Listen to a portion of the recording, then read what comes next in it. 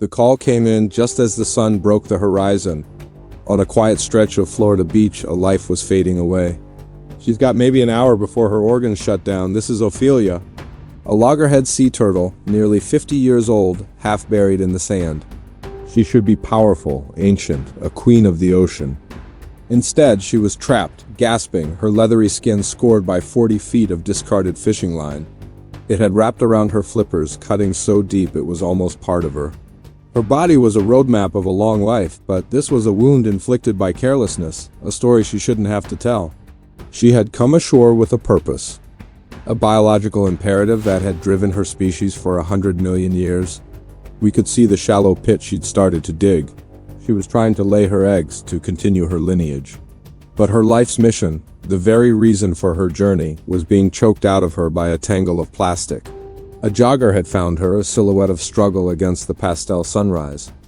By the time our rescue team arrived, her movements were weak. Her ancient amber eyes, clouded with exhaustion and pain, seemed to stare right through us.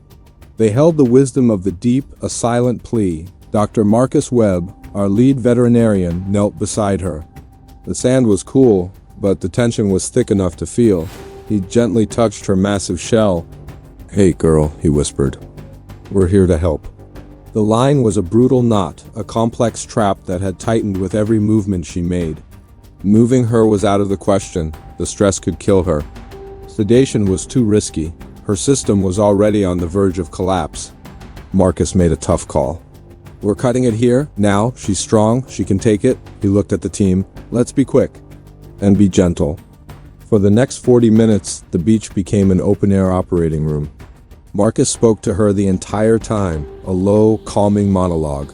"It's okay, Ophelia. Just a little longer. We're almost there." He and the team worked with agonizing precision. Every snip of the cutters was a calculated risk.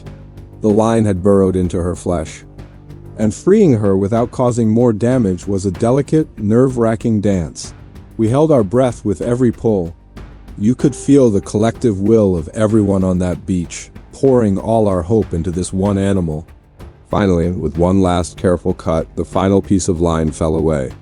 A wave of relief washed over us, as palpable as the ocean tide lapping just feet away.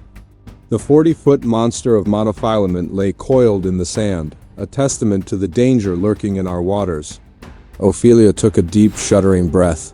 Her ordeal on the beach was over, but her journey to recovery was just beginning. Carefully, we lifted her onto a specialized stretcher.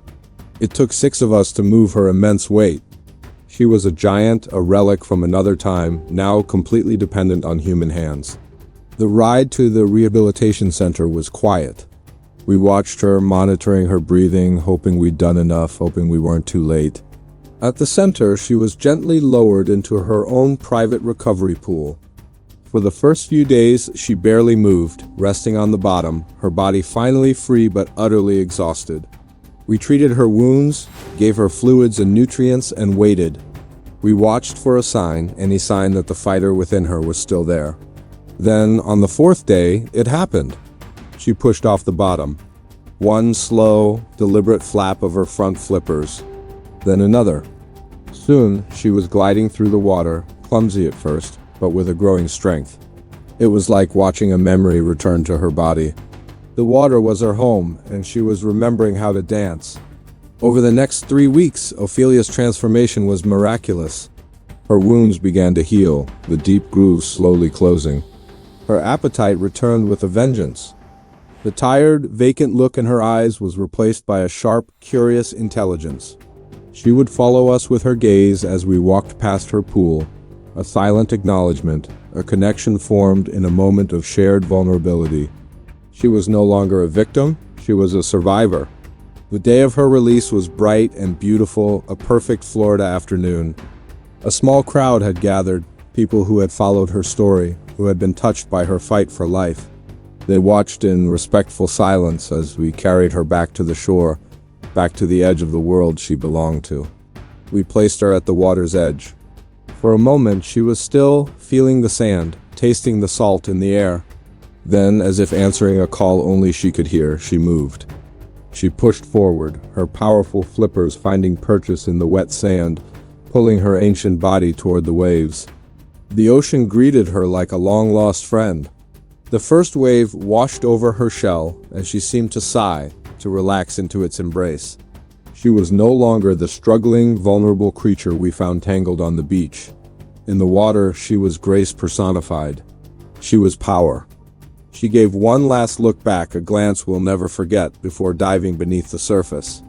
We watched her dark shape glide effortlessly through the turquoise water until she was just a shadow, and then she was gone.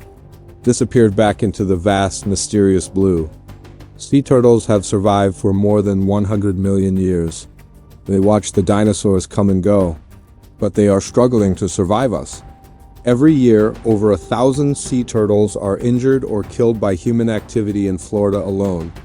Ophelia lived because one person stopped, one person saw her struggle and chose to care.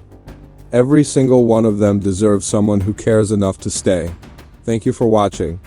Please consider supporting ocean conservation and remember to be mindful of our coastlines. Every little bit helps. Subscribe for more stories of hope and rescue.